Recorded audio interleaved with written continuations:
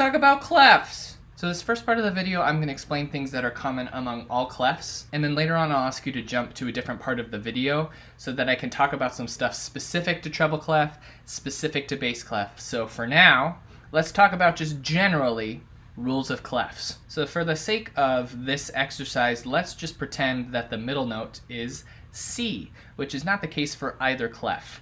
But we're just going to say the middle line represents C. If I go up the staff, if I make the note go higher on the staff, we're going to move forward in our alphabet. So you know the alphabet, A, B, C, D, E, F, G. We're starting on C. What comes after C? Well, that's D. Next is E, then F, then G. Then we start over because music only goes to G. So we get A, B, C, D, E, F, G, A, B, C, D, E, F, G, and it goes on. You'll notice that when we get to a certain point on the clef, we start to see ledger lines. Ledger lines are tiny little lines above the staff that allow us to continue the staff further than those original 5 lines and 4 spaces, allowing us to go higher, or on the bottom of the staff, lower than the staff originally intended for us to go. So as we go up the staff, like we saw, we go through our alphabet forward. The same is true, but it's the opposite when we go down. So when we go down the staff, we have to go backwards in our alphabet. So let's start on C again, and we go down. B, A. Now we have to start our alphabet over because we just got to the beginning. So we go to the end of it. G, F, E, D, C. So it's important again to remind you that these are not the actual notes of your clef. We're just using these as an example to show you that when you go up the staff, we move forward through our alphabet. When we go down the staff, we go backward through our alphabet. When we get past the 5 lines that are on the staff in either direction, we start to add ledger lines, but the rule stays the same. We're still moving forward 1 letter or backward 1 letter in our musical alphabet. Now at this point, I'm going to split the video into treble and bass clef. So treble clef, just keep watching. I'm going to keep going with treble clef. Bass clef, you're going to skip ahead to the time indicated right here. Let's go. Treble clef. Thank you for joining me.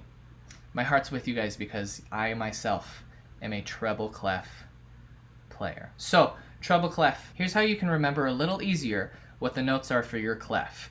Let's think about the spaces first. If we look at only the spaces, we start on that bottom space and we can actually spell the word face. So that bottom space is F, the second space is A, third space is C, and then top space is E. That spells the word face, like in your face.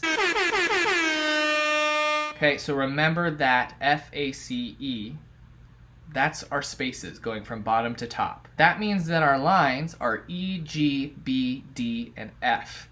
This one I see a lot of people come up with a mnemonic device for. So for example, every good boy deserves fudge. That's the order of lines from bottom to top. So every stands for E, that's the bottom line E. Good, that stands for G, second line G. Boy, that's B, and it's that middle line. Deserves, that's D, and that's that fourth line, and then fudge, that's F right on that top line. I don't like that one because only boys deserve fudge. And what about the girls? I think girls deserve fudge too, and that's on feminism. So the one that I use is empty garbage before dad flips, because honestly, relatable, completely relatable. Have you ever not emptied the garbage when you were supposed to? It's terrifying. Terrifying. So you can use empty garbage before dad flips. You can use every good boy deserves fudge. Every good boy does fine.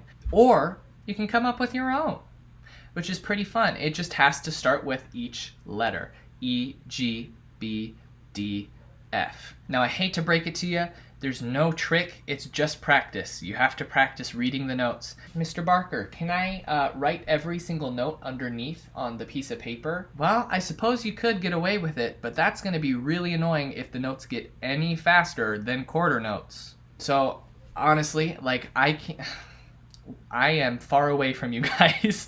I'm in video format, so I cannot check to see if you are writing your note names underneath your notes, but don't. Just learn the notes. I promise you, you'll thank me later. All right, that's all treble cleffers. I'm gonna move to bass clef now.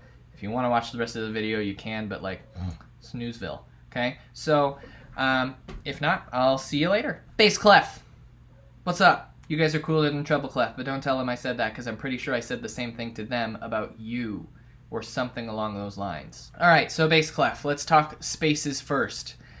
Starting from bottom, going to the top, A, C, E, G. Okay, so the thing about bass clef is that you guys don't have any words that are automatically spelled in your staff like the treble clef people do, so you have to come up with 2 mnemonic devices. So the first one that you can come up with, I've heard all cars eat gas. I've also heard all cows eat grass. I feel like that one's a little more appropriate for Enumclaw, but maybe that's just me. But you don't have to use either of those. You can come up with your own, as long as the 4 words that you choose start with A, C, E, and G. That's going to help you remember that those spaces from bottom to top are A, C, E, G. All cows eat grass, or whatever you want to use. Now for the lines, G, B, D, F, and A, those are your notes. I've heard good boys do fine always. First of all, okay, that just sounds awkward. It doesn't, grammatically, like, it doesn't feel good. And what about the girls? I complained about this to my treble clef people too. Girls can also do fine. Another one I've heard is good boys deserve fudge always. Same problem. Grammatically weird, doesn't include girls. Girls deserve fudge too. So one that I've heard that's maybe a little more inclusive and grammatically correct, grizzly bears don't fly airplanes. If you think that's going to be memorable enough for you, feel free to steal that one. If you want to come up with your own, just make sure it's memorable, something you can memorize very easily. Now, there's no trick to this. You just have to practice it. Could you write all your note names underneath your notes? Absolutely. You definitely could. I can't stop you, but that is going to create a bad habit. You will thank me in years to come if you just buckle down now and get used to reading the notes on the staff without writing the note names underneath. You might want to start with that if it's something that you're particularly struggling with, but you got to get rid of those letters underneath the notes at some point and really just focus on memorizing the notes on the staff. All right, that's it. Come up with your mnemonic devices, memorize those note names. You're going to do great. If you have questions, if it's confusing, scroll to the bottom of the page, set up an appointment with me so that we can talk about it and we can get you caught up and feeling confident like you should be. See you guys later.